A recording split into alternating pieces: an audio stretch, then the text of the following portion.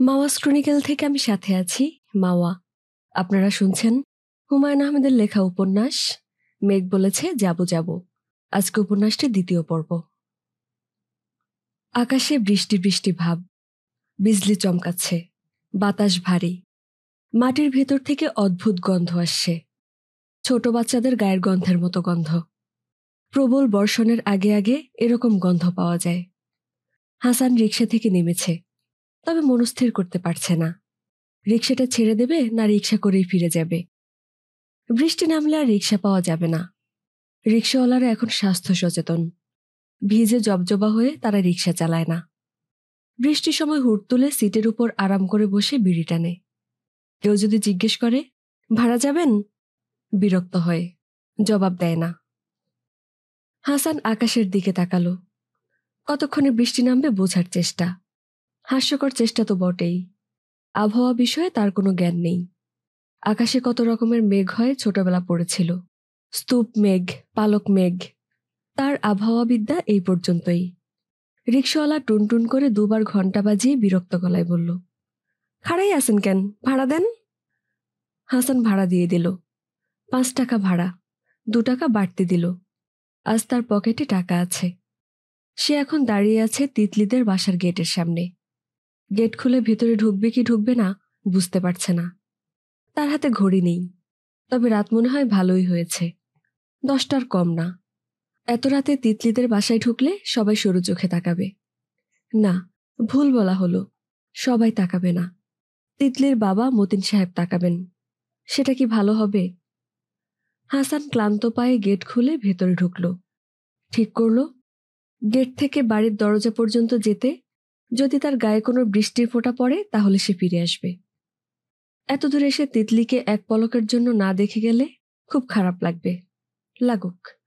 পৃথিবীতে বাস করতে হলে অনেক খারাপ লাগা সহ্য করে বাস করতে হয়। হাসান বাড়ির দরজা পর্যন্ত চলে এসেছে। গায়ে বৃষ্টির ফোঁটা পড়েনি।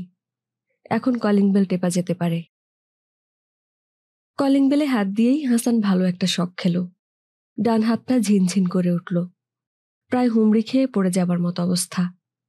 শক খেলেও বেল ঠিকই কাজ করল। ভেতর থেকে ধমকের সুরে তিতলির বাবা বললেন, কে? হাসান জবাব দিল না। সে শকের ধকল সামলাচ্ছে। হাতের ঝিনঝিন ভাব এখনো যাচ্ছে না। তিতলিদের বাসার কলিং বেলটা অনেকদিন থেকেই নষ্ট। কিছুদিন কলিং বেলটার ঠিক উপরে হাতে লেখা একটা কাগজ স্কচ টেপ দিয়ে আটকানো ছিল। কাগজে লেখা, কলিং বেল নষ্ট, দয়া করে হাত দেবেন না। কাগজটা এখন নেই, আর থাকলেও লাভ হতো না। হাসান ঠিকই বেল টিপত। তিতলিদের বাসার আশপাশে এলে তার মাথা খানিকটা এলোমেলো হয়ে যায়। সম্ভবত ব্লাড প্রেশার ঘটিত কোনো সমস্যা হয়। হয় প্রেশার বেড়ে যায় কিংবা কমে যায়। হাসান কড়া নাড়ল। তিতলির বাবা মতিন সাহেব একবার কে বলে চুপ করে আছেন। তাকে মনে করিয়ে দেয়া দরকার যে কলিং বেল টিপছিল সে চলে যায়নি, এখনো আছে।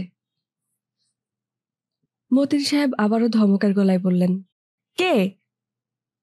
হাসান জবাব দিল না। বন্ধ দরজার দুপাশ থেকে বাক্যালাপ চালানোর অর্থ হয় না। হাসান বলবে আমি, মতিন সাহেব বলবেন আমিটা কে? হাসান বলবে, জি আমি হাসান।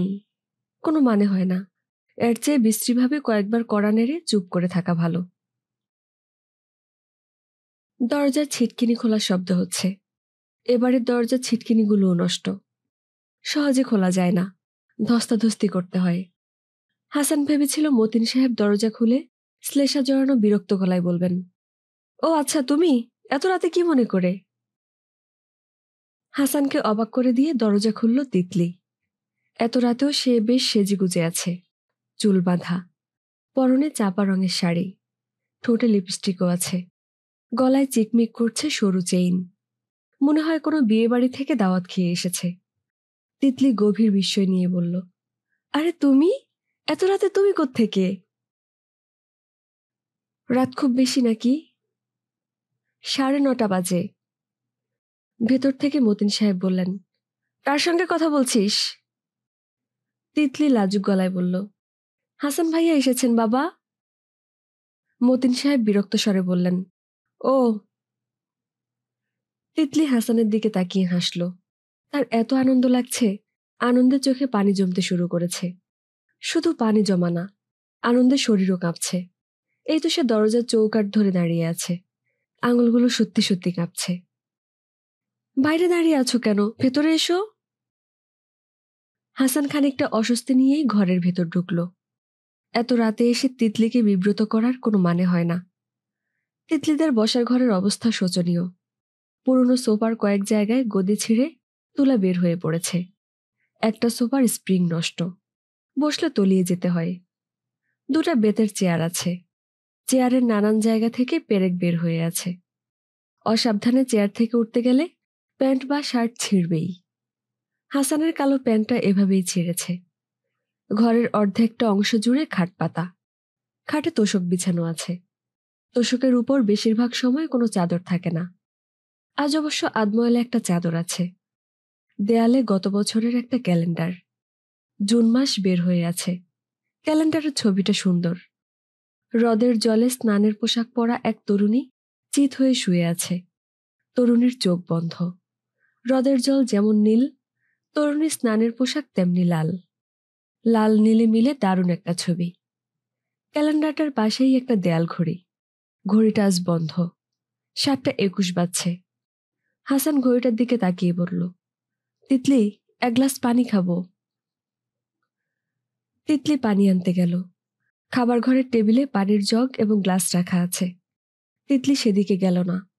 বাবা খাবার টেবিলে বসে খবরের কাগজ পড়ছেন। তার মুখ সন্ধ্যা থেকেই থমথমে। এখন সেই থমথমে ভাব আরো বেড়েছে। তার সামনে পড়লে তিনি কঠিন চোখে তাকাবেন। সবসময় কঠিন চোখ দেখতে ভালো লাগে না। রান্নাঘরে তিতলির মা সুরাইয়া ভাত বসিয়েছেন। মতিন সাহেবের জন্য আলাদা করে ভাত রাঁধতে হচ্ছে। তিনি আতপ চালের ভাত খান। সেই ভাত ঝরঝরে হতে হয়। ভাতের প্রতিটি দানা থাকবে আলাদা, একটার গায়ে আরেকটা লেগে থাকবে না। পাকা রাঁধুনির জন্য কঠিন ব্যাপার। সুরাইয়া পাকা রাঁধুনি নন। স্বামীর ভাত রান্নার সময় তিনি ভয়ে অস্থির হয়ে থাকেন। তিতলি রান্নাঘরে ঢুকতেই সুরাইয়া মেয়ের দিকে তাকালেন। তিতলি লজ্জা মাখা গলায় বলল, হাসান ভাইয়া এসেছে মা। বলতে গিয়ে তিতলির কথা জড়িয়ে গেল। গাল খানিকটা লালচে হয়ে গেল। ব্যাপারটা সুরাইয়ার চোখ এড়াল না। সুরাইয়া ছোট্ট করে নিঃশ্বাস ফেলে বললেন, ওকে খেয়ে যেতে বল। দরকার নেই মা। তিতলি পানির গ্লাস নিয়ে বের হয়ে গেল। কেমন হড়বড় করে বের হচ্ছে। দরজার চৌকাঠে ধাক্কা খেয়ে খানিকটা পানি সে ছলকে ফেলে দিল। মেয়েটার অস্বাভাবিক অস্থিরতা দেখে সুরাইয়ার মন কেমন করতে লাগলো। হাসানকে দেখলেই মেয়েটা এমন অস্থির হয়ে পড়ে কেন? কি আছে হাসানের মধ্যে? এবছরও আমি পরীক্ষা দেয়নি। প্রতি বছর শোনা যায় পরীক্ষা দিচ্ছে, শেষ পর্যন্ত দেয় না। হাসানের চেহারাও ভালো না, কেমন বোকা বোকা ভাব। সংসারের অবস্থা সাধারণ, ভাইয়ের সঙ্গে বাস করছে। চাকরি বাকরি কোনোদিন পাবে এরকম মনে হয় না। আজকাল চাকরি বাকরি হলো ধরাধরির ব্যাপার। হাসানের ধরাধরি করার কেউ নেই। ভাতের পানি ফুটছে। সুরাইয়া ভাত নিয়ে ব্যস্ত হয়ে পড়লেন। তার কেন জানি মনে হচ্ছে আজ ভাতে কোনো গন্ডগোল হবে, ভাত গায়ে গায়ে লেগে যাবে। তিতলির বাবা খেতে বসে নানান ধরনের কটু কথা বলবেন। সুরাইয়া 3বার ইয়া জাজ্জালু ওয়াল ইকরাম বলে হাঁড়ির ঢাকনা তুলে ফুঁ দিলেন। হাসান এক চুমুকে পানিটা শেষ করে গ্লাস তিতলির দিকে বাড়িয়ে বলল, তিতলি যাই। তিতলি কিছু বলল না, মাথা নিচু করে হাসল। এমনভাবে হাসল যেন হাসান দেখতে না পায়। হাসানের অনেক বিচিত্র অভ্যাসের একটা হচ্ছে তিতলিদের বাড়িতে এসেই সে প্রথমে এক গ্লাস পানি খেতে চাইবে। পানি খাওয়া শেষ হলে বলবে, তিতলি যাই, মুখে বলবে, কিন্তু যাবার কোনো লক্ষণ দেখাবে না। মা তোমাকে খেয়ে যেতে বলেছে। আরে না। আরে না কেন? খেয়ে যাও না। মেনু অবশ্য ভালো না। চোখে দেখা যায় না এই সাইজের কই মাছ। বাবার ধারণা, কই মাছ সাইজে যত ছোট হয় তত স্বাদ বেশি হয়। হাসান কিছু বলল না। তিতলি বলল, তুমি যে আজ আসবে এটা কিন্তু আমি জানতাম। আমি আসবো কিভাবে জানতে? আজ ঘুম থেকে উঠেই 3টা শালিক দেখেছি। মুখ ধুতে কলঘরের দিকে যাচ্ছি, হঠাৎ দেখি বারান্দার কাপড় শুকোনোর দড়িতে 2টা শালিক বসে আছে। তারপর কি হয়েছে শোনো। মুখ ধুয়ে ফিরে এসে দেখি আরো একটা শালিক এসে বসেছে, মোট 3টা শালিক। তখনই আমি পুরোপুরি নিশ্চিত হলাম আজ তুমি আসবে। 3টা শালিক দেখলে কেউ আসে? তিতলি গানের মতো গুনগুন করে বলল, 1 for sorrow, 2 for joy, 3 for letter, 4 for boy. প্রথমে 2টা শালিক দেখলাম, তার মানে আনন্দের কোনো ব্যাপার ঘটবে। তারপর দেখলাম 3টা, অর্থাৎ চিঠি পাবো। তুমি যখনই আসো একটা চিঠি নিয়ে আসো। কাজেই আমি পুরোপুরি নিশ্চিত তুমি আসবে। শাড়ি পরে কেমন সেজে আছি দেখছো না? রাত 9:30টার সময় কেউ আমার সেজেগুজে থাকে? এটা নতুন শাড়ি, আগে কখনো পরিনি। রংটা সুন্দর না? খুব সুন্দর। না দেখেই তুমি বললে খুব সুন্দর। বলো তো কি রঙের শাড়ি? চাপা রং। গুড হয়েছে। আমার চিঠি এনেছো? হুম। দাও। হাসান পাঞ্জাবির পকেট থেকে চিঠি বের করলো, তিতলির হাতে দিতে দিতে বলল, আজ উঠি। তিতলি উঠে দাঁড়াতে দাঁড়াতে বলল, এসেই উঠি উঠি করছো কেন? মা তোমাকে ভাত খেয়ে যেতে বলেছে। তিতলি চিঠি হাতের মুঠোয় লুকিয়ে তার ঘরে চলে গেল। তার ঘর হলেও সে একা ঘুমায় না। এই ঘরে 2টা খাট পাতা। 2টা খাটে তারা 3জন ঘুমায়। সে আর তার ছোট 2 বোন, নাদিয়া, নাতাশা। নাদিয়া নাতাশা আজ বড় ফুপুর বাসায় বেড়াতে গেছে, রাতে থাকবে। তিতলিরও যাবার কথা ছিল। ভোরবেলায় 3টা শালিক না দেখলে সে অবশ্যই যেত। বড় ফুপুর বাসায় যেতে তার সবসময় ভালো লাগে। চিঠি খুলে তিতলির মন খারাপ হয়ে গেল। এতটুকু একটা চিঠি 1 সেকেন্ডে পড়া হয়ে যাবে। তিতলি চিঠিটা গালে চেপে দাঁড়িয়ে রইল। শরীর কেমন ঝিমঝিম করছে, হাত পা কাঁপছে। আশ্চর্য, এরকম হচ্ছে কেন? হাসানের চিঠি তো সে আজ নতুন পড়ছে না, অনেকদিন থেকেই পড়ছে। হাসানের এই চিঠিটা 73 নম্বর চিঠি। চিঠিটা পড়তে ইচ্ছা করছে না, পড়লেই তো পুড়িয়ে যাবে। এখন থাক, রাতে বিছানায় শুয়ে আরাম করে পড়া যাবে। ইচ্ছে করলে চিঠিটা বুকের উপর রেখে ঘুমিয়েও পড়তে পারে। নাদিয়া নাতাশা কেউ নেই, ঘরটা আজ তার একার। আচ্ছা, মানুষটা লম্বা একটা চিঠি লিখতে পারে না? উপন্যাসের মতো লম্বা একটা চিঠি। সে পড়তেই থাকবে, পড়তেই থাকবে, চিঠি ফুরাবে না। এমন লম্বা চিঠি যে রাতে ঘুমোতে যাবার সময় চিঠি পড়তে শুরু করলো, ভোরবেলা আজানের সময় চিঠি শেষ হলো। তিতলি। তিতলি চমকে উঠল, এমনভাবে চমকালো যে গালে ধরে রাখা চিঠি মেঝেতে পড়ে গেল। দরজার কাছে সুরাইয়া দাঁড়িয়ে আছেন। তিতলির বুক ধকধক করছে। মা কি চিঠিটা দেখে ফেলেছেন? মনে হয় না। চিঠি দেখলে মেঝের দিকে তাকিয়ে থাকতেন। তিনি তাকিয়ে আছেন তিতলির দিকে। মা অবশ্য দেখেও না দেখার ভান করতে পারেন। এইসব ছোটখাটো ভান মা খুব ভালো করেন। সুরাইয়া বললেন, ঘরে একা একা কি করছিস? কিছু করছি না মা। তিতলি কি করবে বুঝতে পারছে না। পা দিয়ে চিঠিটা চেপে ধরবে, না যেভাবে দাঁড়িয়েছিল সেভাবে দাঁড়িয়ে থাকবে। মা সামনে থেকে না সরলে সে ঘর থেকে বের হতে পারবে না। আগে চিঠিটা লুকোতে হবে। তোর বাবাকে ভাত দিচ্ছি, তোর বাবার খাওয়া হয়ে যাক, তারপর তুই হাসানকে খাইয়ে দে। এত রাতে না খেয়ে যাবে কেন? আচ্ছা। সুরাইয়া সরে যেতেই তিতলি ছোঁ মেরে চিঠিটা তুলে বালিশের নিচে লুকিয়ে ফেলল। তার বুকের ধুকধুকানি এখনো যায়নি। তার কেন জানি মনে হচ্ছে মা চিঠিটা দেখেছে। মতিন সাহেব প্লেটে ভাত নিতে নিতে বললেন, এতদিনও সামান্য ভাত ঠিকমতো রাঁধা শিখলে না? এটা এমন কি জটিল কাজ যে 20 বছরও শেখা যাবে না? সুরাইয়া চুপ করে রইলেন। মতিন সাহেব বললেন, তোমাকে পোলাও, কোরমা, কোপ্তা, কালিয়া তো রাঁধতে বলি না। সামান্য ভাত, এটাও ঠিকমতো রাঁধবে না? সুরাইয়া কৌটা থেকে 1 চামচ ঘি ভাতের উপর ছড়িয়ে দিলেন। মতিন সাহেব আগুন গরম ভাতের প্রথম কয়েক নলা ঘি দিয়ে খান। এই ঘি দেশ থেকে আসে। মতিন সাহেব বললেন, রাত দুপুরে হাসান এসেছে কেন? তিতলিও দেখি ওর সঙ্গে গাবের আঠার মতো লেগে আছে। দুজনে মিলে গুটুর গুটুর গল্প। ঘরের ভেতর বাংলা সিনেমা আমার খুব অপছন্দ। রাত দুপুরে সে আসবেই বা কেন? সুরাইয়া ক্ষীণ গলায় বললেন, আমি আসতে বলেছি। তুমি আসতে বলেছ? কেন? শুনেছিলাম হাসানের মার খুব অসুখ, এখন কেমন তা জানার জন্য আসতে বলেছিলাম।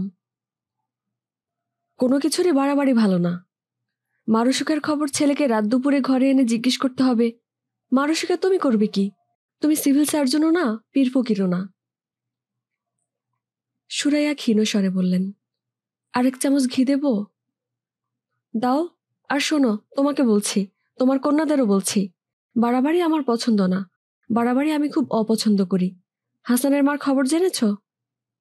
হুম। তাহলে ওকে বসিয়ে রেখেছ কেন? চলে যাক না। ভাত খেয়ে যেতে বলেছি। ভাত খেয়ে যেতে বলেছ কেন? সুরাইয়া প্রায় অস্পষ্ট গলায় বললেন, এত রাতে না খেয়ে যাবে? মতিন সাহেব প্লেটের ডাল নিতে নিতে বললেন, তুমি সবকিছু নিয়ে বাড়াবাড়ি করো। বাড়াবাড়ির ফল কখনো শুভ হয় না। হাসানের মার হয়েছে কি সেটা তো বললে না।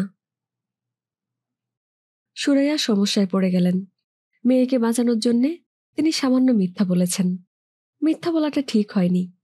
একটা মিথ্যা বললে পরপর কয়েকটা মিথ্যা বলতে হয়। সুরাইয়া ইতস্তত করে বললেন, জ্বর। জ্বর শুনে একেবারে ছেলেকে খবর দিয়ে নিয়ে এসেছ? টাইফয়েড টয়েড হলে তো গোষ্ঠী সুদ্ধা খবর দিয়ে নিয়ে আসতে।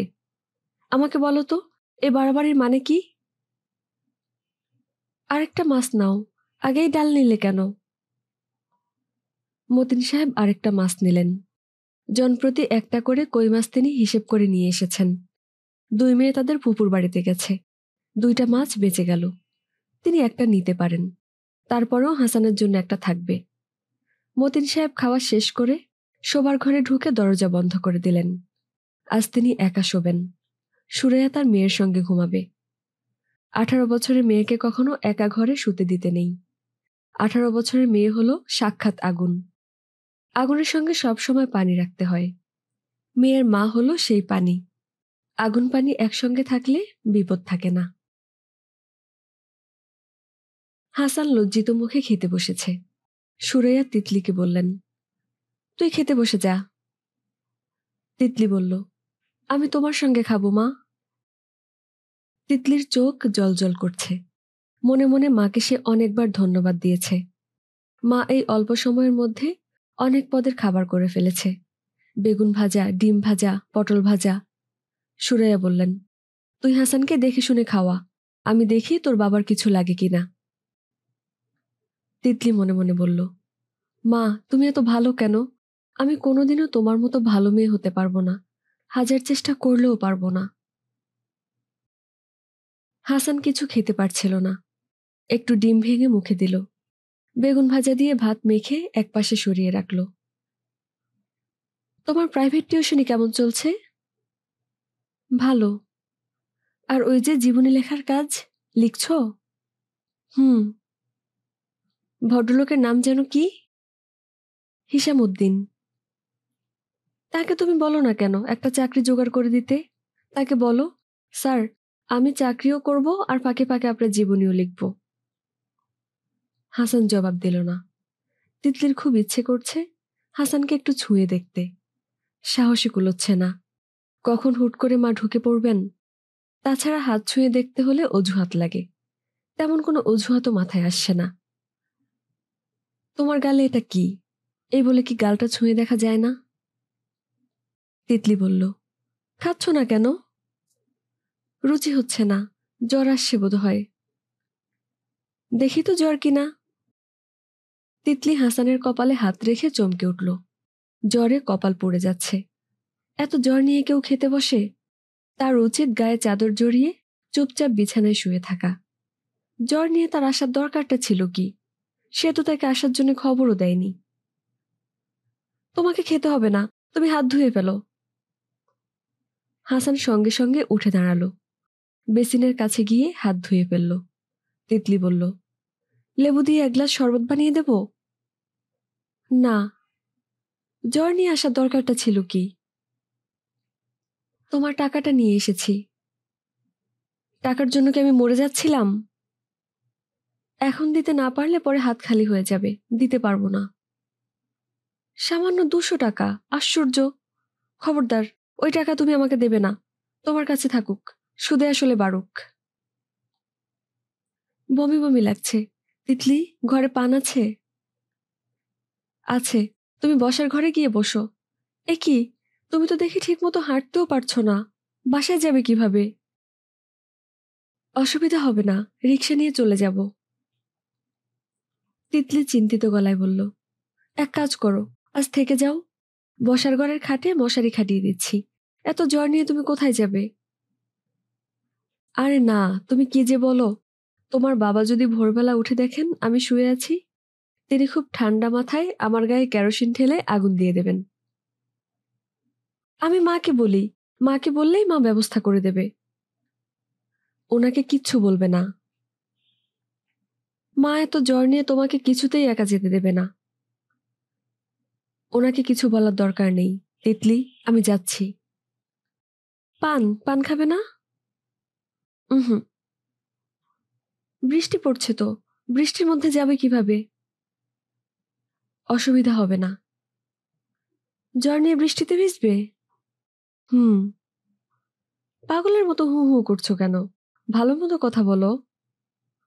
হাসান হেসে ফেলল। তিতলির অস্থিরতার মধ্যে শিশুসুলভ একটা ব্যাপার আছে, যা দেখতে ভালো লাগে। হাসছো কেন? জ্বর হলে হাসতেও পারবো না? জ্বর নিয়ে তুমি এলে কেন? কে তোমাকে আসতে বলেছে? হাসান আবারও হাসল। তিতলি বিরক্ত মুখে বলল, কথায় কথায় হাসবে না। আচ্ছা যাও, হাসবো না। তিতলি হাসানের হাত ধরল, ধরেই থাকলো। মা এসে দেখে ফেললে দেখবে, সে কিচ্ছু কেয়ার করে না। তার চোখে এখন পানি এসে গেছে। হাসানের হাত ধরলেই তিতলির চোখে পানি আসে। হাসান নিজেই দরজা খুলল। ভালো বৃষ্টি নেমেছে। বাতাস নেই। বৃষ্টির ফোঁটাগুলো সরাসরি নেমে আসছে, বাঁকাভাবে আসছে না। বাতাস থাকলে বৃষ্টি ধরে যেত। বাতাস জল ভর্তি মেঘ উড়িয়ে নিয়ে যেত। আজ মেঘ উড়ে যাবে না। অনেক রাত পর্যন্ত বৃষ্টি পড়তেই থাকবে। আজ রাতটা হচ্ছে কাঁথা মুড়ি দিয়ে ঘুমানোর রাত। হাসান বৃষ্টির ভেতর এগোচ্ছে। দরজা ধরে তিতলি দাঁড়িয়ে আছে। হাসানের ইচ্ছা করছে ঘাড় পেরিয়ে একবার তিতলিকে দেখে। ইচ্ছাটা সে চাপা দিল। মেয়েটার কান্না কান্না মুখ না দেখাই ভালো। হাসানের শরীর কাঁপছে। বৃষ্টির ফোঁটাগুলো অতিরিক্ত ঠান্ডা, বরফের কুচির মতো গায়ে এসে লাগছে। চামড়া ভেদ করে ঠান্ডা ঢুকে যাচ্ছে শরীরের ভেতর। এমন প্রবল বৃষ্টিতে রিক্সা পাওয়ার কোনো সম্ভাবনা নেই। হেঁটে হেঁটে পুরানা পল্টন থেকে ঝিকাতলা যাওয়া কি সম্ভব? হাসান প্যান্টের পকেটে হাত দিল। টাকার বান্ডেলটা আছে তো? ডান প্যান্টের পকেটে রাবার ব্যান্ড দিয়ে বাঁধা ৩,০০০ টাকা আছে। ৩টা ৫০০ টাকার নোট, বাকি সব ১০০ টাকার নোট। সুমির মা তাকে ৩,০০০ টাকা দিয়েছেন। সুমিকে ৩ মাস ইংরেজি এবং অঙ্ক শেখানোর পারিশ্রমিক। টাকা দেবার সময় ভদ্রমহিলা শুকনো মুখে বললেন, টাকাটা দিতে দেরি হলো, কিছু মনে করবেন না। আপনাকে তো আগেই বলেছিলাম, মেয়ের বাবা প্রতি মাসে টাকা পাঠান না, ৩-৪ মাস পর পর একসঙ্গে পাঠান। হাসান হাসি মুখে বলল, কোনো অসুবিধা নেই, একসঙ্গে পেয়ে আমার বরং সুবিধাই হলো। টাকাটা গুনে নিন। গুনতে হবে না। গুনতে হবে না কেন? অবশ্যই গুনতে হবে, গুনুন। ভদ্রমহিলার সামনে দাঁড়িয়ে রইলেন। হাসান টাকা গুনল। সব চকচকে নতুন নোট। নতুন নোটের গন্ধ শুঁকতে ভালো লাগে। ভদ্রমহিলার সামনে এই কাজটা করা যাবে না। হাসান সাহেব। জি। আমি ঠিক করেছি এখন থেকে আমার মেয়েকে আমি নিজেই পড়াবো। আপনার আর আসার দরকার নেই। হাসানের মন খারাপ হয়ে গেল। তার ৩ জন ছাত্রছাত্রী আছে। ৩ জনের ভেতর সুমি মেয়েটা অন্যরকম। পড়ানোর ফাঁকে ফাঁকে টুকটুক করে গল্প করে। প্রতিটি গল্পই খুব মজার। বেনি দুলিয়ে যখন গল্প করে তখন মুগ্ধ হয়ে তাকিয়ে থাকতে হয়। স্যার, আমার বাবার যে অসম্ভব বুদ্ধি, এই গল্পটা কি আপনাকে বলেছি? না তো। বাবার অসম্ভব বুদ্ধি। বুদ্ধিতে বাবার নম্বর হলো ১০০-তে ১১০। ১০০-তে ১১০ কিভাবে হয়? সবার জন্য হয় না, বাবার জন্য হয়। তাই বুঝি? হ্যাঁ তাই। বাবার বুদ্ধি যে ১০০-তে ১১০, এটা কে বলে জানেন স্যার? না, জানি না। কে বলে? আমার মা বলেন। আর কি বলেন জানেন? জানি না। আর বলেন, মানুষের এত বুদ্ধি থাকা ভালো না। তোমার বুদ্ধি কেমন? এখন আমার বুদ্ধি কম, তবে আমি যখন বড় হব তখন আমার বুদ্ধিও হবে 100-তে 110। স্যার, আসুন এখন আমরা পড়াশোনা করি। অনেকক্ষণ ধরে গল্প করছি তো, মা টের পেলে রাগ করবেন। হাসান টাকা গোনা শেষ করেছে। সুমির মা বললেন, রাবার ব্যান্ড দিচ্ছি, রাবার ব্যান্ড দিয়ে বেঁধে নিন। আর শুনুন, আমার মেয়েটা আপনাকে খুব পছন্দ করে। ওর বাবা বিদেশে, মেয়েটা একা একা থাকে, কথা বলার কেউ নেই। আপনি মাঝে মধ্যে এসে সুমিকে দেখে যাবেন। জি আচ্ছা, সুমিকে একটু ডাকুন, ওর কাছ থেকে বিদায় নিয়ে যাই। ওকে ডাকার দরকার নেই, আপনি চলে যাচ্ছেন সে জানে, কান্নাকাটি করতে পারে। এতগুলো টাকা পকেটে থাকলে মনের বিষণ্ণ ভাব কেটে যায়। হাসানের কাটেনি। সে সুমিদের বাসা থেকে বের হবার সময় একবার ভাবল, বলে, আমাকে কোনো টাকা পয়সা দিতে হবে না, আমি সপ্তাহে 3 দিন এসে আপনার মেয়েকে পড়িয়ে যাব। বলা হয়নি। লাজুক ধরনের মানুষ বেশিরভাগ সময় মনের কথা বলতে পারে না। মনের কথা হড়বড় করে শুধুমাত্র পাগলরাই বলতে পারে। পাগলরা সেই কারণেই মনে হয় সুখী। বড় রাস্তায় নেমেই হাসান রিকশা পেয়ে গেল। একটা না, 3টা রাস্তা দাঁড়িয়ে আছে। 3জনই ঝিকাতলা যাবার জন্য প্রস্তুত। হঠাৎ এরকম সৌভাগ্যের কারণটা কি? সৌভাগ্যের পরে দুর্ভাগ্য আসে। তাকে কি পথে হাইজ্যাকার ধরবে? ধরতে পারে। ধরলে মানিব্যাগ হাতে তুলে দিতে হবে। মানিব্যাগে 2টা 100 টাকার নোট আছে। ওরা হাসি মুখে মানিব্যাগ দিয়ে চলে যাবে। প্যান্টের পকেটে রাবার ব্যান্ড দিয়ে বাঁধা 3000 টাকার খোঁজ করবে না। তবে হাইজ্যাকারদের সঙ্গে ঝড় বৃষ্টির রাতে দেখা হবার সম্ভাবনা প্রায় থাকেই না। ঝড় বৃষ্টির রাতে তারা মজা করে, নেশা টেশা করে। বৃষ্টিতে ভিজে হাইজ্যাকিং করা তাদের পোষায় না। জ্বর সম্ভবত আরও বেড়েছে। হাসানের শরীর থরথর করে কাঁপছে। মাথা ঘুরে অজ্ঞান হয়ে রিকশায় পড়ে গেলে সমস্যা হবে। হাসান দুহাতে রিকশার হুড ধরে আছে। রিকশাওয়ালার হয়তো ধারণা হয়েছে সে রিকশা চালাচ্ছে না, স্পোর্টস কার চালাচ্ছে। রাস্তার পানি কেটে রিকশা শাঁ শাঁ করে এগোচ্ছে। বৃষ্টির পানিতে রাস্তা ডুবে আছে। গর্ত খানাখন্দ কিছুই চোখে পড়ছে না। হাসানের কেবলই মনে হচ্ছে কোনো একটা গর্তে পড়ে রিকশা উল্টে যাবে। রিকশাওয়ালাকে রিকশা আস্তে চালাতে বলতেও ইচ্ছা করছে না। হাসানের মনে হচ্ছে তার কথা বলার শক্তিও নেই। ঝিকাতলা গলির মুখে এসে রিকশা থামল। এর চেয়ে ভেতরে আর যাবে না। গলিতে 1 হাঁটু পানি। ছোটখাটো একটা খাল তৈরি হয়ে গেছে। স্রোতের মতো পানি বইছে, কলকল শব্দও হচ্ছে। হাসান রিকশা ভাড়া মিটিয়ে প্যান্টের পকেটে হাত দিয়ে দেখে রাবার ব্যান্ডে মোড়া 3000 টাকার প্যাকেটটা নেই। রিকশার সিট খালি, পা রাখার জায়গাটাও খালি। রিকশাওয়ালা বলল, ভাইজান, আপনার শরীর কি খারাপ? হাসান ক্লান্ত গলায় বলল, হুম। তাইলে টাইট হইয়া বহেন, লইয়া যাই। জুম বৃষ্টি নামছে। সুবহানাল্লাহ, কি অবস্থা! হাসান রিকশা থেকে নেমে গেল। রিকশায় টাইট হয়ে বসে থাকতে ইচ্ছা করছে না। গলির নোংরা পানিতে পা টেনে টেনে হাসান এগোচ্ছে। বৃষ্টি নেমেছে আকাশ ভেঙে। হাসানের মনটা খুব খারাপ। 3000 টাকা তার কাছে অনেক টাকা। এই টাকার শোক ভুলতে তার দীর্ঘদিন লাগবে। তিতলি 200 টাকা পেত, সেই টাকাটাও তাকে দেয়া হলো না। আবার কবে তার হাতে টাকা আসবে কে জানে। রাত যত বাড়ছে বৃষ্টি ততই বাড়ছে। তিতলি শুয়েছে জানালার পাশে। জানালা দিয়ে বৃষ্টির ছাঁট এসে তাকে প্রায় ভিজিয়ে দিচ্ছে। সুরাইয়া উঠে বসলেন। তিতলির দিকে তাকিয়ে বললেন, জানালাটা বন্ধ করে দে, ভিজে যাচ্ছিস তো। ভিজছি না। ভিজছিস না মানে? গা তো অর্ধেক ভেজা। সুরাইয়া জানালা বন্ধ করার জন্য এগোলেন। তিতলি করুণ গলায় বলল, পায়ে পড়ি মা, জানালা খোলা থাকুক। শেষে একটা অসুখ বিসুখ বাঁধাবি। আমার কিচ্ছু হবে না মা। তিতলি গুটিসুটি মেরে মায়ের কাছে ঘেঁষে এলো। সুরাইয়া মেয়ের গায়ের উপর একটা হাত তুলে দিলেন। মেয়ের জন্য আজ তার মনটা খুব কাঁদছে। তিতলির সামনে ভয়াবহ দুঃসময়। তিতলির বড় ফুফু তিতলির বিয়ে প্রায় ঠিকঠাক করে ফেলেছেন। ছেলে খুবই ভালো, জিওলজিতে মাস্টার্স করে ইউনিভার্সিটির লেকচারার হয়েছে। কমনওয়েলথ স্কলারশিপ পেয়েছে, বউ নিয়ে পিএইচডি করতে যাবে কানাডায়। তারা এসে কয়েক দফায় তিতলিকে দেখে গেছে। মেয়ে পছন্দ কি অপছন্দ হয়েছে এমন কিছু বলছে না, তবে পছন্দ তো হয়েছে নিশ্চয়ই, নয়তো দফায় দফায় মেয়ে দেখত না। তিতলির ফুফু আজ এসেছিলেন। তিনি সুরাইয়াকে আড়ালে ডেকে বলেছেন, ওরা খবর পাঠিয়েছে মেয়ে ওদের পছন্দ, তারপরেও একটু খোঁজ খবর করছে। ফাইনাল কথা আগামী সপ্তাহে করবে, আল্লাহ আল্লাহ করো। যদি শেষ পর্যন্ত ওরা পছন্দ করে ফেলে তিতলিকে, সেখানেই বিয়ে দিতে হবে। বড় ফুপুর ইচ্ছার বাইরে যাবার ক্ষমতা তিতলির নেই। তিতলির কেন, এ বাড়ির কারোই নেই। তিতলি। জি মা।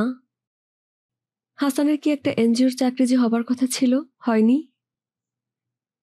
হয়েছিল, সে যায়নি। গ্রামে গ্রামে ঘুরতে হয়, বেতনও খুব কম। কত বেতন? 1800 টাকা। বলিস কি, মাত্র 1800 টাকা? হুম। সুরাইয়া বিস্মিত হয়ে লক্ষ্য করলেন তিতলির শরীর কেমন যেন কেঁপে কেঁপে উঠছে। তিনি মেয়েকে আরো কাছে টেনে নিলেন। তিতলি। জি মা। কাঁদছিস নাকি? তিতলির জবাব দিল না, তবে তার ফোঁপানির শব্দ শোনা গেল। কাঁদছিস কেন?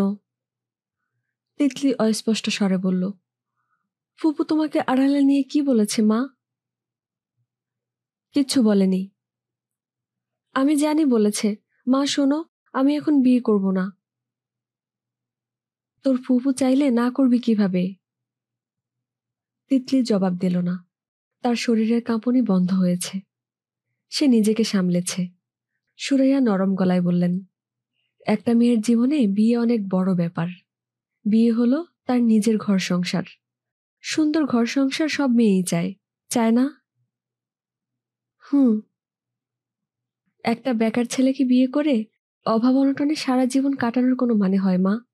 প্রেমের চেয়েও টাকা পয়সা অনেক বেশি জরুরি। এখন এসব কথা থাক মা, তুমি আমাকে জড়িয়ে ধরে শুয়ে থাকো। তোর ফুপুরা তোর জন্য যে বিয়েটা দেখছে, সেটা যদি হয়, তাহলে তোর জন্য কিন্তু ভালো হবে। বরের সঙ্গে দেশ বিদেশ ঘুরে বেড়াবি, ঢাকা শহরে নিজের বাড়িতে থাকবি। মা চুপ করো তো। টাকা পয়সাটা যে কত জরুরি, সেটা কি তুই আমাদের এই সংসার দেখেও বুঝতে পারছিস না? তোর বাবার চাকরি নেই, সংসার চালাতে হয় ফুফুদের দেয়া টাকা থেকে। তোর ফুফুদের কথা আমরা ফেলবো কিভাবে? ঘুমিয়ে পড়েছিস? তিতলি জবাব দিল না। তার আবারও কান্না পাচ্ছে। খুব সাবধানে কাঁদতে হবে, মা যেন টের না পায়। মা টের পেলে মনে কষ্ট পাবে। তিতলি কাউকে কষ্ট দিতে চায় না। কষ্ট দিতে না চাইলেও তাকে কষ্ট দিতে হবে। হাসানকে ছাড়া সে বাঁচবে না। সে যদি পথে পথে ভিক্ষা করেও বেড়ায়, তাতেও কোনো ক্ষতি নেই। দেশ বিদেশ দেখে কি হবে? সে তার একটা জীবন হাসান ভাইয়ের মুখের দিকে তাকিয়ে কাটিয়ে দিতে পারবে। তাছাড়া কোনো একটা চাকরি তো হাসান ভাইয়ের অবশ্যই হবে। তখন তারা ছোট্ট একটা ঘর ভাড়া করবে। 2 কামরার ঘর হলেই তাদের চলবে। একটা শোবার ঘর, একটা বসার ঘর। এক চিলতে বারান্দা থাকলে খুব ভালো হয়। বারান্দায় সে ফুলের টব রাখবে। কোনো এক সময় তাদের সংসারে একটা বাবু আসবে। বাবুর নামও সে ঠিক করে রেখেছে। সুরাইয়া ভারী ভারী নিঃশ্বাস ফেলছেন। তিতলির ঘুম আসছে না। তার খুব অস্থির লাগছে, হাতের আঙুল কাঁপছে। হাসানের আশেপাশে থাকলে তার এরকম হয়। নির্জনে যখন হাসানের কথা ভাবে, তখনও হয়। বিয়ের পরেও কি এরকম হবে, নাকি সব স্বাভাবিক হয়ে যাবে? বাবা যেমন মায়ের সঙ্গে কঠিন গলায় কথা বলেন, হাসানও তার সঙ্গে কঠিন গলায় কথা বলবে? না, তা সে কখনো হতে দেবে না। তিতলি খুব সাবধানে বিছানা থেকে নামল। হাসানের চিঠিটা আরেকবার পড়তে ইচ্ছা করছে। সে বারান্দায় চলে যাবে। বারান্দায় দাঁড়িয়ে চিঠিটা আরেকবার পড়বে। হাসানের চিঠিগুলো খুব সাদামাটা ধরনের হয়, আবেগের কথা কিছুই থাকে না।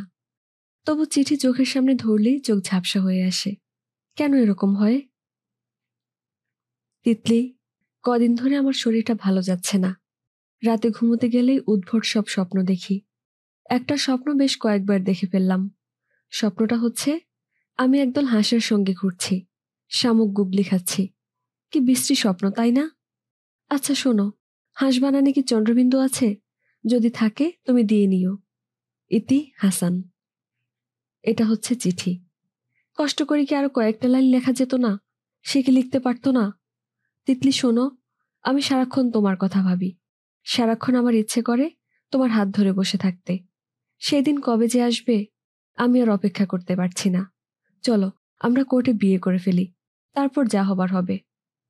না, হাসান এ জাতীয় কথাবার্তা কখনো লিখবে না। তার চিঠিগুলো হলো কাজের চিঠির মতো। তিতলি ঘুমোতে এলো। বৃষ্টি আরো প্রবল হয়েছে। তারা যখন সংসার করবে তখন বৃষ্টির রাতগুলো ঘুমিয়ে নষ্ট করবে না। তিতলি মায়ের গায়ে হাত উঠিয়ে দিল। সুরাইয়া মেয়েকে নিজের দিকে আরেকটু টেনে নিয়ে বললেন, চিঠিতে কি লেখা যে একটু পরপর পড়তে হচ্ছে? তিতলির হাত পা শক্ত হয়ে গেল। সুরাইয়া হাসলেন। অন্ধকারে সেই হাসি তিতলি দেখতে পেল না। সে গুটিসুটি মেরে মায়ের বুকের কাছে চলে এলো। মে মাসের কড়া ঝাঁঝালো রোদ এসে পড়েছে হাসানের মুখের উপর। রোদ ঠেকাবার জন্য হাসানকে উঠে জানালা বন্ধ করতে হবে। সেটা সম্ভব হচ্ছে না। হাসানের বিছানায় উঠে বসার ক্ষমতা নেই। জানালা বন্ধ করা তো অনেক পরের ব্যাপার। তার গায়ে 103.5 জ্বর। রিনা কিছুক্ষণ আগে জ্বর মেপেছে। জ্বর থার্মোমিটারে মাপা হয়নি। বাসায় থার্মোমিটার নেই। রিনা কপালে হাত রেখে গম্ভীর গলায় বলেছে, 103.5। জ্বরের ক্ষেত্রে রিনার অনুমান ভালো। জ্বর মনে হয় বাড়ছে। গায়ে কাঁপুনি দিচ্ছে। মুখের উপর রোদটা আগেও ছিল, তখন এতটা খারাপ লাগছিল না। এখন অসহ্য বোধ হচ্ছে। রোদটা মনে হচ্ছে তরল আকার নিয়েছে। মুখ থেকে গড়িয়ে চোখের ভেতর ঢুকে যাচ্ছে। চোখ ক্রমেই ভারী হয়ে উঠছে। হাসান কয়েকবার ডাকল, এদিকে কে আছো? ডাক তেমন জোরালো হলো না, কিংবা জোরালো হলেও কেউ শুনল না। সকালবেলার কয়েকটা ঘন্টা বাড়ির লোকজন সীমাহীন ব্যস্ততায় থাকে। সকাল 8টা থেকে 9:30, এই 1.5 ঘন্টা সময়ের ভিতর তারেক অফিসের দিকে রওনা হন। অফিসে যাবার প্রস্তুতি পর্ব শেষ হতে তার পুরো 1 ঘন্টা লাগে। তিনি কোনো জিনিসই খুঁজে পান না। তার হাঁক ডাক ক্রমাগত শোনা যেতে থাকে। আমার জুতার ভেতর মোজা জোড়া রাখলাম, একটা আছে আরেকটা গেল কোথায়? পরিষ্কার একটা রুমাল দিতে বললাম, কথাটা কারো কানে যাচ্ছে না? এটা বলার জন্য কি আমি মাইক ভাড়া করব? টেবিলের উপর বড় একটা হলুদ খাম ছিল। খামের উপর লাল কালি দিয়ে ইম্পর্ট্যান্ট লেখা। খামটা গেল কোথায়? একটু আগেও তো দেখেছি। খামের তো আর পা নেই যে হেঁটে হেঁটে মালিবাগ চলে যাবে। তারেক সাহেবের 2 ছেলে রকেট এবং বুলেটের স্কুল 8:30টায়। আসল নাম মোহাম্মদ সালাউদ্দিন এবং মোহাম্মদ আশরাফ উদ্দিন। রকেট এবং বুলেট হাসানের ছোট ভাই রকিবের দেয়া নাম। এই নামেই তারা স্কুলে এবং বাসায় পরিচিত। তাদের সুন্দর ডাকনামও আছে, টগর এবং পলাশ। এই 2 নামে তাদের মা ছাড়া এখন আর কেউ ডাকে না। তারা দুজন 1 বছরের ছোট বড় হলেও একই ক্লাসে পড়ে। যমজ ভাইদের মতো প্রতিটি কর্মকাণ্ড তারা একসঙ্গে করে। সকাল 7:30টায় স্কুলের জন্য তৈরি হয়ে দুজনই একসঙ্গে বলে, আজ স্কুলে যাব না। 7:30 থেকে 8টা, এই আধ ঘন্টা তাদের উপর স্কুল যাত্রায় রাজি করানোর নানান প্রক্রিয়া চালানো হয়। কোনোটিই কাজ করে না। শেষ ওষুধ হিসেবে রিনা দুজনের গালেই কষে চড় বসায়। দুজন একই সঙ্গে গলা ছেড়ে কাঁদে। ক্রন্দনরত অবস্থাতেই তাদের প্রায় টেনে হিঁচড়ে রিকশায় তুলে দেয়া হয়। এদের স্কুলে পৌঁছে দেয়া এবং স্কুল থেকে আনার দায়িত্ব পালন করেন তাদের দাদুভাই আশরাফুজ্জামান সাহেব। কাজটা তিনি যে খুব আগ্রহের সঙ্গে করেন তা না। রিটায়ার্ড বাবা যদি ছেলের সংসারে বাস করতে আসেন তাহলে তাকেও কিছু কাজকর্ম করতে হয়। জগতে ফ্রিল্যান্স বলে কিছু নেই। হাসানের ছোট বোন লায়লা জগন্নাথ কলেজে বিএ পড়ে। সে লাঞ্চ বক্সে করে দুপুরের টিফিন নিয়ে যায়। তাকে এই সময় অত্যন্ত ব্যস্ত দেখা যায়। সে খুব সাজগোজ পছন্দ করে। তার ব্যস্ততা একই সঙ্গে সাজগোজের দিকে এবং টিফিন তৈরি হলো কিনা সেই দিকে।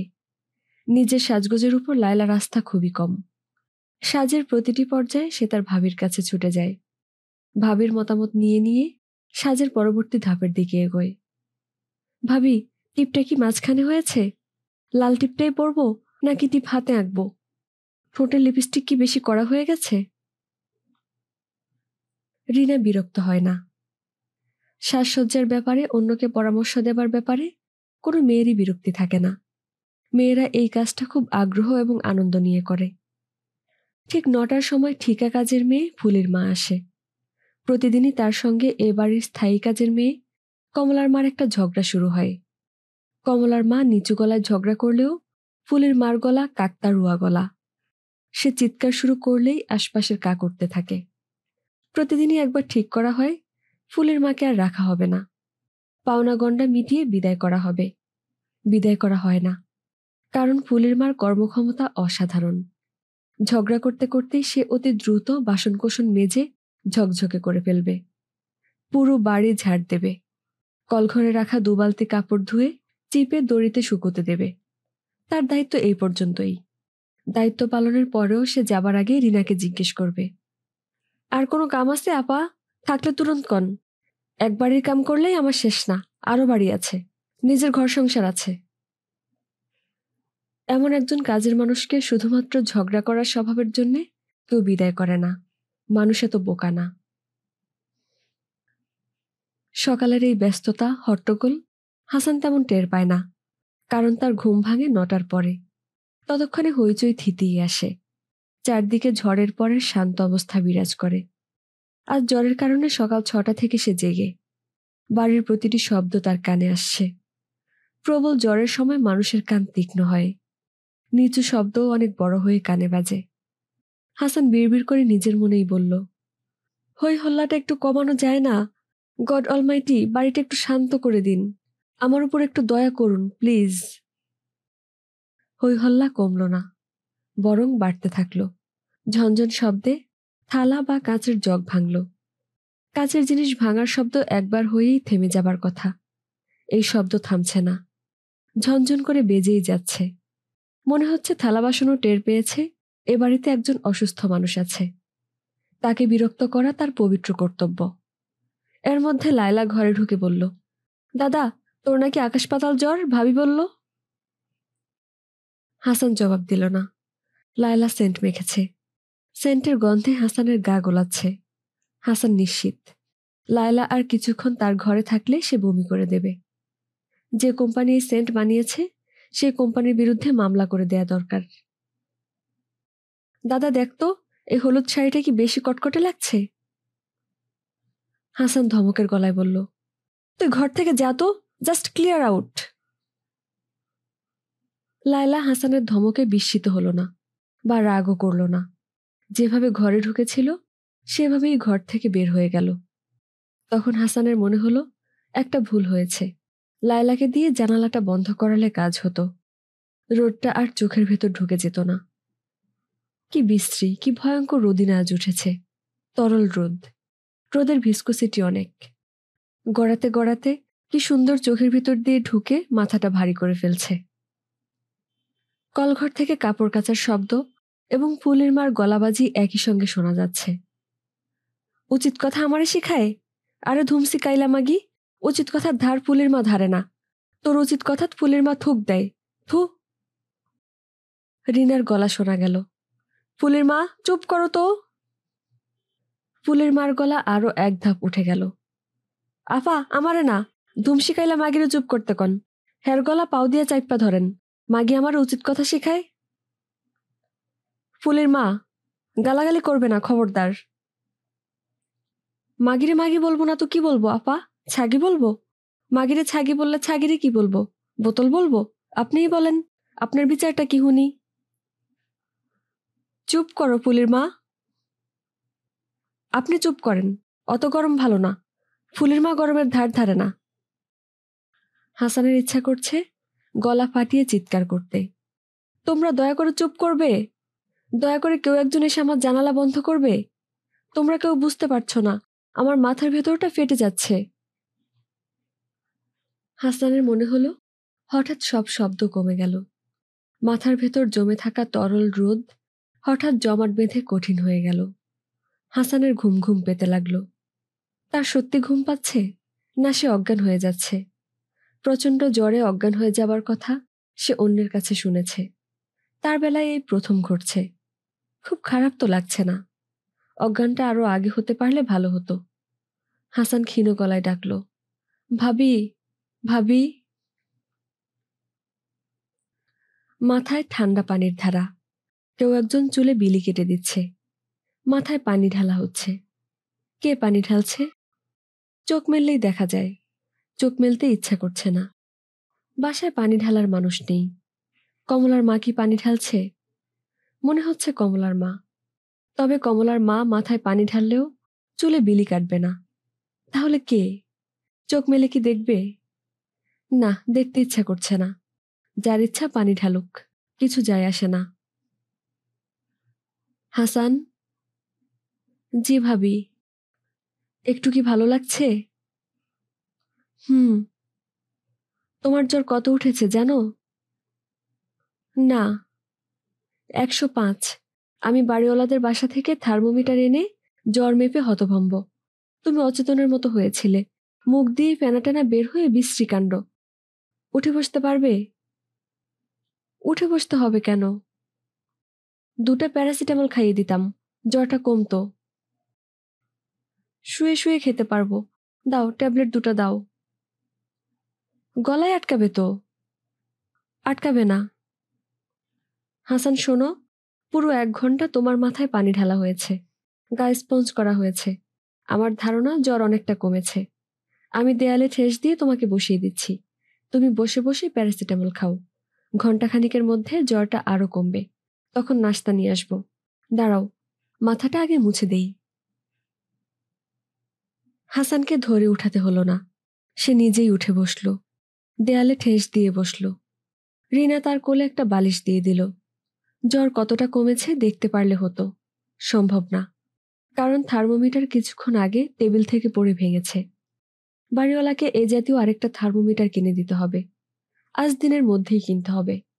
সন্ধ্যার মধ্যে থার্মোমিটার পাঠানো না হলে লোক চলে আসবে। তাদের বাড়িওয়ালা কঠিন বস্তু। এখন কি একটু ভালো লাগছে? হুম। রাত দুপুরে বৃষ্টিতে ভিজলে জ্বর জারি তো হবেই। মাঝে মাঝে অসুখ বিসুখ হওয়া ভালো ভাবি, সেবা পাওয়া যায়। অসুখ বিসুখ ছাড়াই সেবা পাওয়ার লোক নিয়ে এসো। চোখ বন্ধ করে বসে আছো কেন? তাকাও। আলো চোখে লাগছে ভাবি। লাগুক, চোখ বন্ধ করে বসে থাকবে না, বিশ্রী লাগে। তোমার ভাইয়েরও একই অভ্যাস। খাটে হেলান দিয়ে চোখ বন্ধ করে বসে থাকা আর পা নাচানো। মনে হয় তার একটা পা স্প্রিং এর, বাতাস পেলেই দোলে। হাসান চোখ মেলল। আলোটা এখন আর তেমন চোখে লাগছে না। শরীর ঘামছে। জ্বর মনে হয় সত্যি সত্যি কমছে। তবে সিগারেট খাবার ইচ্ছা এখনো হচ্ছে না। যখন হবে তখন বুঝতে হবে জ্বর পুরোপুরি কমে গেছে। হাসান রিনার দিকে তাকিয়ে হাসল। একবার ভাবল, বলে, ভাবি, আজ তোমাকে খুব সুন্দর লাগছে। শেষ পর্যন্ত বলল না। রিনা ভাবির মুখ খুব আলগা। ফট করে এমন একটা কথা বলবে যে অস্বস্তিতে মুখটুক শুকিয়ে যাবে। ভাবি সেটা নিয়ে দিনের পর দিন ঠাট্টা করে বেড়াবে। একদিন রিনা হালকা সবুজ রঙের একটা শাড়ি পরেছিল। চুলগুলো ছিল ছাড়া। হাসান তাকে দেখে মুগ্ধ গলায় বলেছিল, তোমাকে এত সুন্দর লাগছে কেন ভাবি? রিনা গম্ভীর গলায় বলল, তুমি কি রবীন্দ্রনাথ? তার মানে? রবীন্দ্রনাথ তার বৌদির প্রেমে পড়েছিলেন। তোমারও মনে হয় সেই অবস্থা? হাসান দারুণ অস্বস্তির মধ্যে পড়ে গেল। রিনা সহজ ভঙ্গিতে বলল, চোখ মুখ এমন করে ফেলেছ কেন? বৌদিদের প্রেমে পড়া এমন ভয়াবহ কোনো ব্যাপার না। এদেশের সমাজ ব্যাপারটা সহজভাবেই দেখে। প্রেম খুব বাড়াবাড়ি পর্যায়ে পৌঁছালে দেবরকে বিয়ে দিয়ে দেয়। বউয়ের সঙ্গে এক রাত কাটাবার পর সব প্রেম শেষ। প্রেমের সলিল সমাধি হয় না, হয় বিছানা সমাধি। রিনার রসিকতা এখানে শেষ হলেও হতো। শেষ হয়নি। সেদিনই রিনা হাসানের সামনে তার বড় ভাইকে বলল, ঘটনা শুনেছ? তোমার কনিষ্ঠ ভ্রাতা তো আমার প্রেমে হাবুডুবু খাচ্ছে। ভাইকে এক্ষুনি বিয়ে দেবার ব্যবস্থা করো।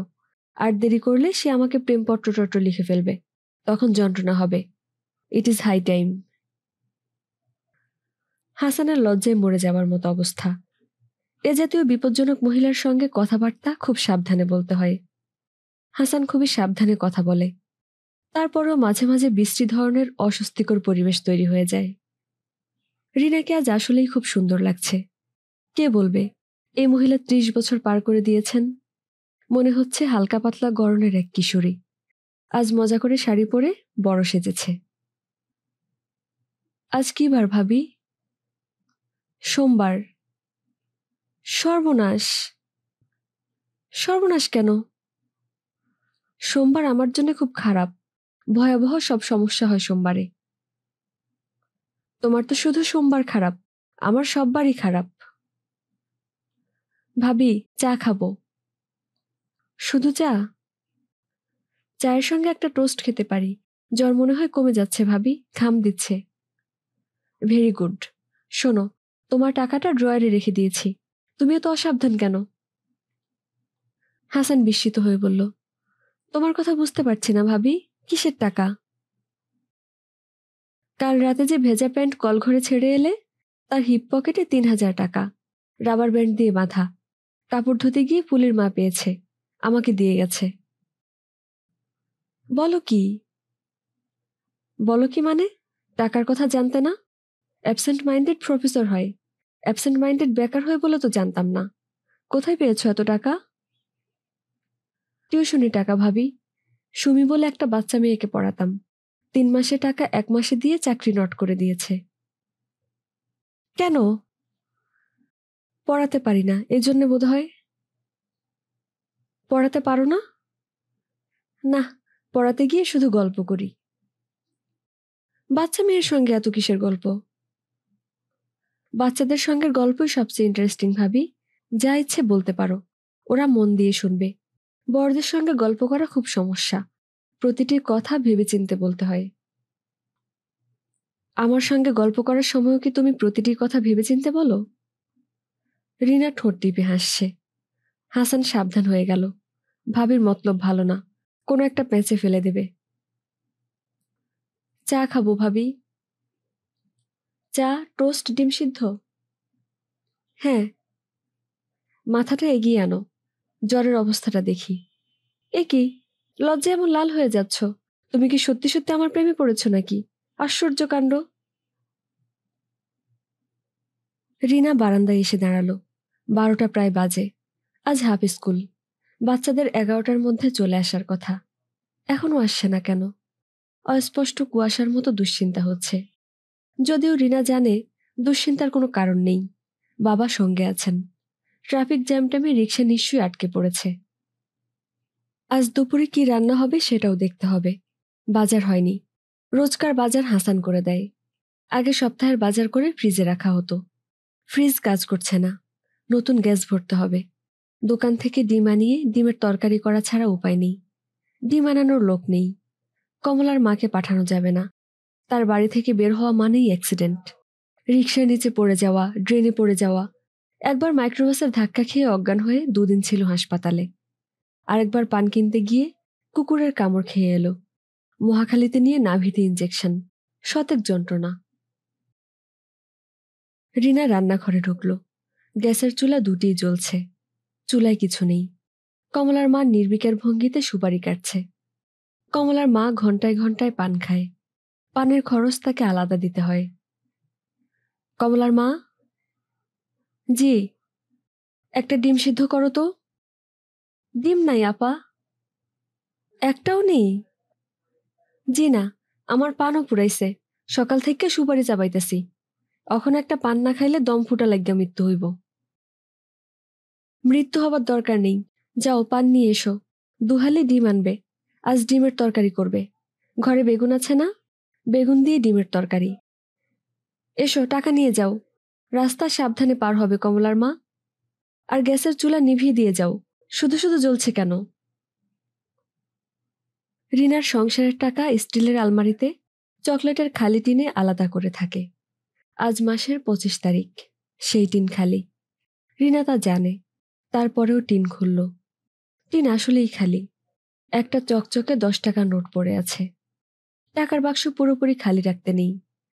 টাকার বাক্স পুরোপুরি খালি রাখতে নেই বলেই 10 টাকার নোটটা আছে। আর একটা টিনের কৌটা আছে তার শোবার ঘরের টেবিলের ড্রয়ারে।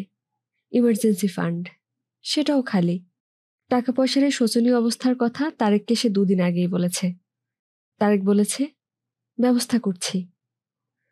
আজ তার কিছু টাকা আনার কথা। আজ না আনলে আগামীকাল বাচ্চাদের স্কুলেও পাঠানো যাবে না। এই মাসটা তাও কোনো ক্রমে পার হয়ে গেল। সামনের মাসটায় কি হবে কে জানে। এ মাসে বাড়ি ভাড়া পুরোটা দেয়া হয়নি, 1,000 টাকা কম দেয়া হয়েছে। সামনের মাসে বাড়ি ভাড়ার সঙ্গে 1,000 টাকা বেশি দিতে হবে। বাড়তি 1,000 টাকাটা আসবে কোত্থেকে? এই বাড়িওয়ালা এমন না যে তাকে বাচ্চাদের মতো ভুলিয়ে ভালিয়ে রাখা যাবে। সে ঠিকই সামনের মাসের 2 তারিখে সস্তা কিছু লজেন্স নিয়ে উপস্থিত হবে। হাসি মুখে ডাকবে, রিনা বৌমা কোথায়, রকেট বুলেট কোথায়? এই দুজনকে দিনে একবার না দেখলে ভালো লাগে না। টাকা পয়সার এই অশান্তি রিনার অসহ্য বোধ হচ্ছে। কোনোখান থেকে একবারে 1,050 টাকা পাওয়া গেলে খুচরা ঋণগুলো দিয়ে গা ঝাড়া দিয়ে ওঠা যেত। সে সম্ভাবনা নেই। হার্ডওয়্যারের দোকানে আলাদিনের চেরাগ কিনতে পাওয়া যায় না। আলাদিনের চেরাগ ছাড়া এই সমস্যার কোনো সমাধান নেই। রিনার একটা ভারী নেকলেস আছে। তার দাদিজান বিয়ের সময় দিয়েছিলেন। 5 ভরি সোনার পদ্মহার। দাদির স্মৃতিচিহ্ন। স্মৃতিচিহ্ন ভিন্ন আবার কি? বেঁচে থাকাটাই সবচেয়ে বড় স্মৃতিচিহ্ন। হারটা বিক্রি করে দিতে হবে। রিনা আবার হাসানের ঘরে ঢুকল। হাসান হাসি মুখে বলল, ভাবি, জ্বরটা মনে হয় পুরোপুরি সেরে গেছে। একটু আগে একটা সিগারেট খেলাম। ভালো, তোমার চা টোস্ট এবং ডিম চলে আসবে। শোনো হাসান, তোমার 3,000 টাকা থেকে আমাকে কিছু ধার দিতে পারবে? 5 ভাবি, তুমি পুরোটাই নিয়ে যাও। টাকাটার আশা আমি ছেড়েই দিয়েছিলাম। পাওয়া যখন গেছে, এটা তোমার। আমি 500 টাকাই নিচ্ছি। বাকি টাকাগুলো দিয়ে তুমি দয়া করে কিছু ভালো কাপড় চোপড় বানাও।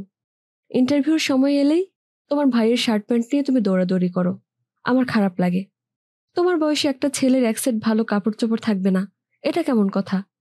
আর শোনো, ভালো একজোড়া জুতা তুমি অবশ্যই কিনবে। শার্ট ইন করে প্যান্ট পরবে, জুতা পরবে। চকচকে নতুন টাকার মতো স্মার্ট ভঙ্গিতে ইন্টারভিউ দিতে যাবে। তবেই না চাকরি হবে। ল্যাভেন্ডিসের মতো ইন্টারভিউ দিতে যাও বলেই তোমার কিছু হয় না। তুমি আমাকে দোকানে নিয়ে যেও। আমি দেখে শুনে তোমার জামা কাপড় কিনে দেব।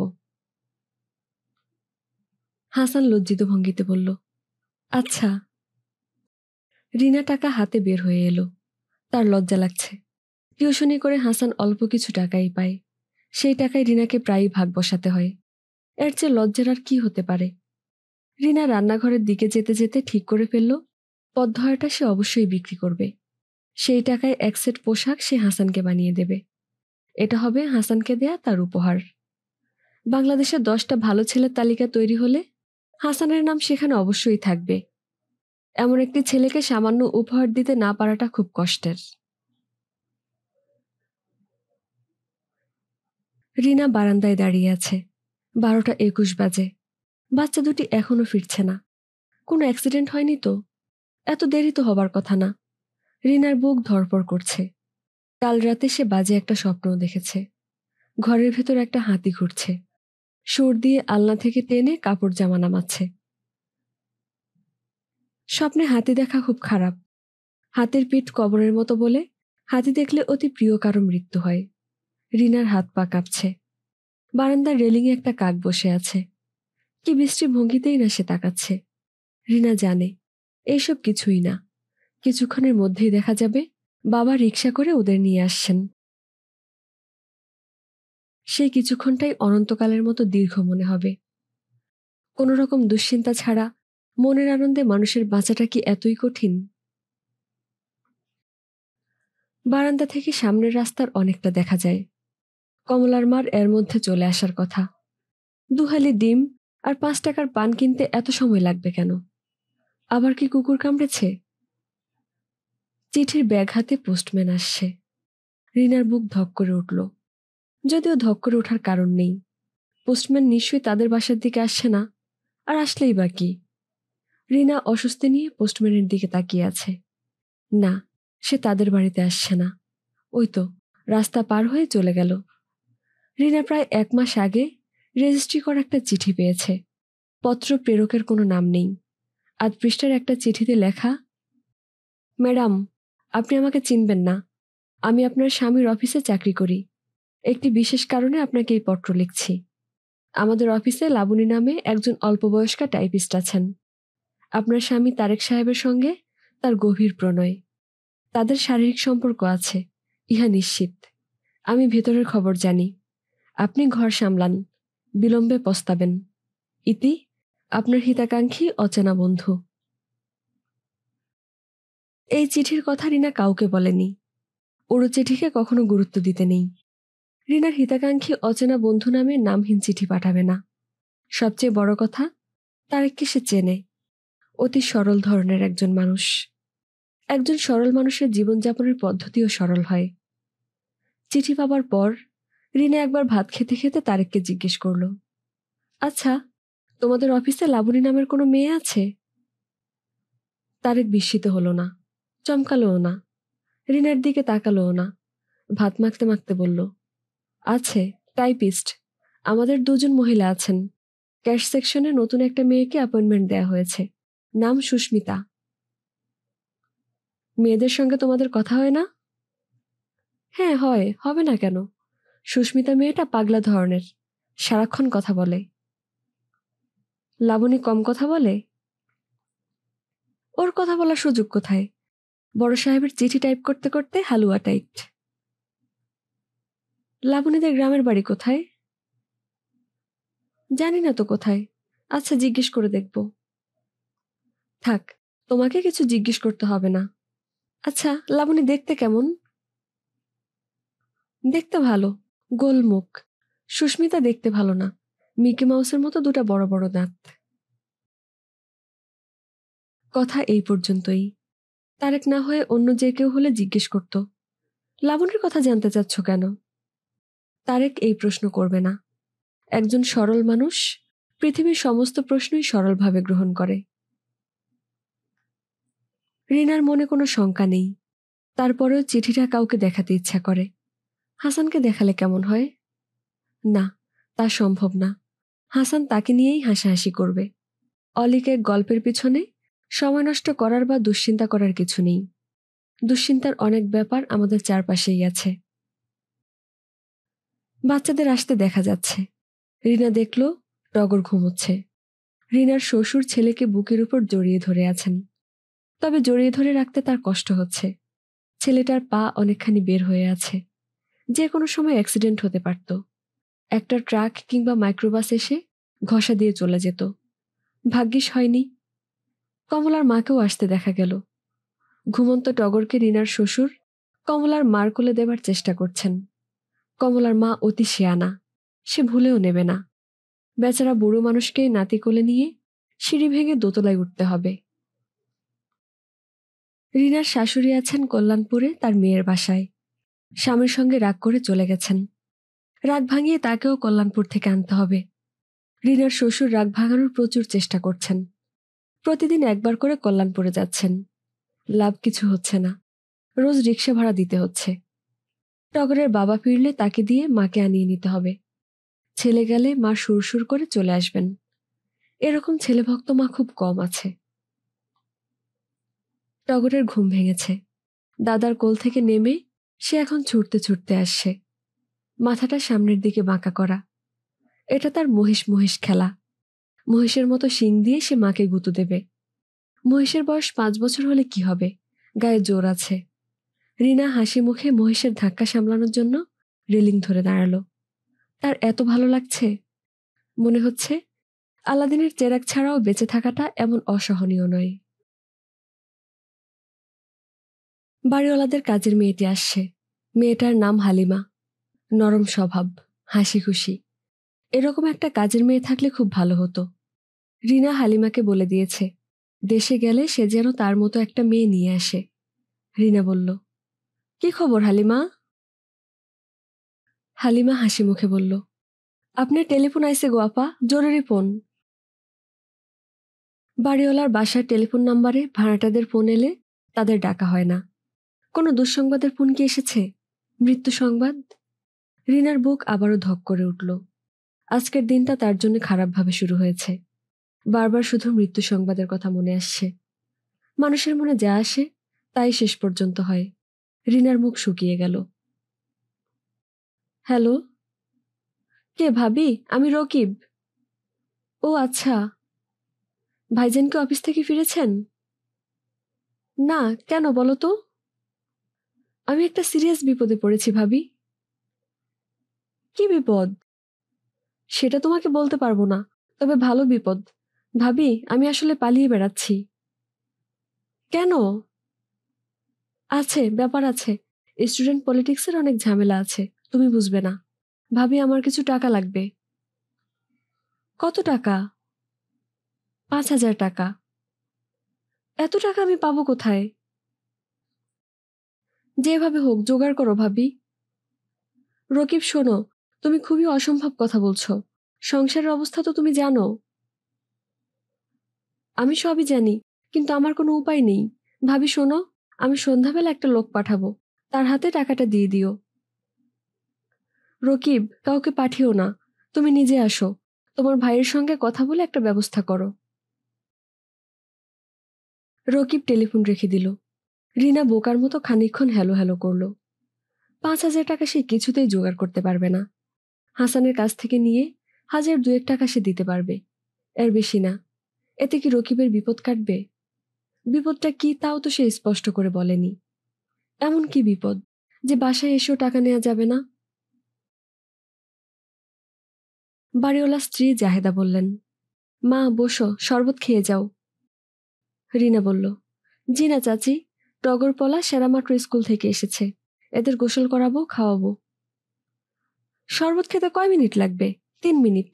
গরমে তেঁতুলের শরবত খেয়ে দেখো, শরীরটা কেমন ঠান্ডা হয়ে যায়। বসো, খাটের উপর বসো। রিনা খাটে বসল, নিতান্ত অনিচ্ছার সঙ্গে বসল। জাহেদা গল্প করতে ভালোবাসেন, তার হাতে ধরা খেলে সহজে মুক্তি পাওয়া মুশকিল। তার সব গল্পই ভাড়াটেদের কর্মকাণ্ডের উপর। ভদ্রমহিলা কখনো কোনো ভাড়াটের ঘরে যান না, কিন্তু তাদের সব খবর জানেন। কেমন আছো মা তুমি? জি ভালো। তোমার দেওর যে হাসান, সে চাকরি বাকরি কিছু পায়নি? তেমন কিছু পায়নি, তবে বেকার না। হিসামুদ্দিন গ্রুপ অফ ইন্ডাস্ট্রিজে কাজ করছে। কি কাজ? হিসামুদ্দিন সাহেবের পার্সোনাল কিছু কাজ করে দিচ্ছে, পরে ওই ফার্মেই চাকরি দেবে। ওর বিয়েটির কথা ভাবছো? ভাবলে বলবে, আমার হাতে ভালো মেয়ে আছে, খরচপাতি করে বিয়ে দেবে, দান সামগ্রী ছাড়া ক্যাশ টাকাও দেবে। জি আচ্ছা, বলবো। ভাগ্য ফেরাবার জন্য হলেও পুরুষ মানুষদের বিয়ে দিতে হয়। কথায় আছে না, স্ত্রী ভাগ্যে ধন। জি। শরবতটা কেমন লাগলো মা? খুব ভালো লেগেছে চাচি, এখন উঠি। 2 মিনিট বসো মা, একটা ঘটনা বলি। এরকম ঘটনা যে ঘটতে পারে বাপের জন্মে শুনি নাই। আমাদের 4 তলায় ভাড়া থাকে যে ইয়াসিন সাহেব, ওনাকে চেনো? জি না। ওই যে রোগা চিমসা মুখ, মাথায় টাক, এজি অফিসে কাজ করে, তার ঘটনা। চাচি, আরেকদিন এসে শুনবো। এসেছ যখন শুনে যাও। ইয়াসিন সাহেবের ফ্যামিলি গিয়েছে দেশে, ভদ্রলোক ছুটি পায় নাই, যেতে পারে নাই। একদিন দেখি কি একটা মেয়ে নিয়ে ঘরে যাচ্ছে, সুন্দর মতো চেহারা, 17-18 বছর বয়স। আমার হলো সন্দেহ, ব্যাপারটা কি? এই সময় তো তার অফিসে থাকার কথা, মেয়ে নিয়ে ঘরে কেন? বিষয় জানার জন্য আমি নিজেই গেলাম। কি জানলেন? সে বিরাট ইতিহাস। ইয়াসিন সাহেব কেঁদে আমার পায়ে পড়ে গেল। চাচি, আরেকদিন এসে পুরো গল্প শুনবো, মনে হচ্ছে খুব ইন্টারেস্টিং। রিনা উঠে দাঁড়ালো। হাসান চলে যাবার আগেই তাকে ধরতে হবে। রকিবের জন্য হাসানের টাকা রেখে দিতে হবে। ইয়াসিন সাহেব যা ইচ্ছা করুক, তার সংসার ঠিক থাকলেই হলো। গল্প পাঠের সাথে থাকার জন্য ধন্যবাদ। ভালো লাগলে অবশ্যই লাইক, কমেন্ট এবং সাবস্ক্রাইব করতে ভুলবেন না। অবশ্যই বই পড়ুন এবং নিজের যত্ন নিন। টাটা।